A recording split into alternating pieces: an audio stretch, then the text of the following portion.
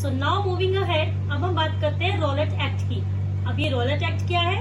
अब गांधी जी ने 1919 में सोचा कि रॉलेट एक्ट के अगेंस्ट होना चाहिए एक सत्याग्रह मूवमेंट स्टार्ट होना चाहिए।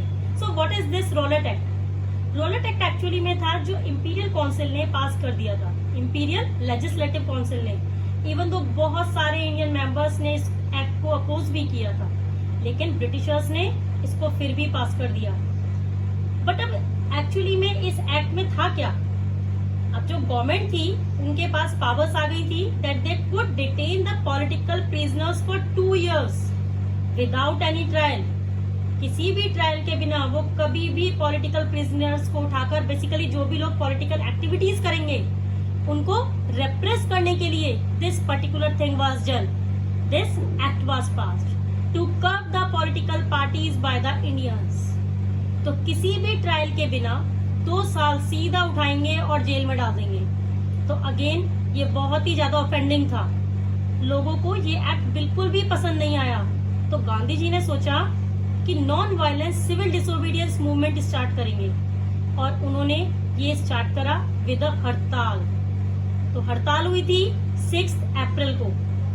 तो सबसे पहली जो हड़ताल हुई थी that was on, yes students tell me, that was on yes 6 April. अब बहुत सारी रैलीज निकाली गई, बहुत ज्यादा there were massive strikes, shops shut down, shops बंद कर दी थी, वर्कशॉप्स बंद कर दी गई, रेलवेज वर्कशॉप्स बंद कर दी।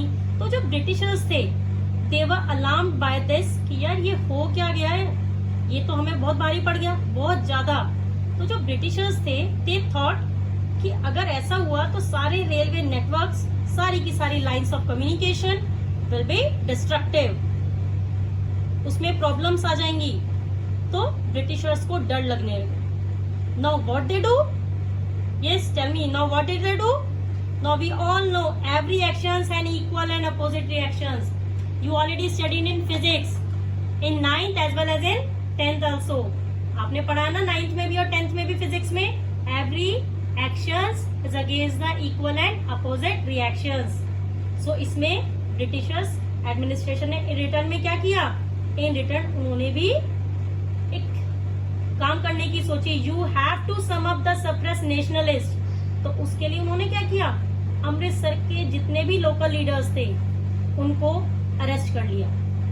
साथ ही साथ गांधी जी की एंट्री पर भी बैन लगा दिया है दिल्ली में, और उसके साथ साथ उन्होंने मार्शल लॉ कर दिया इम्पोज। उन्होंने मार्शल लॉ को इम्पोज कर दिया।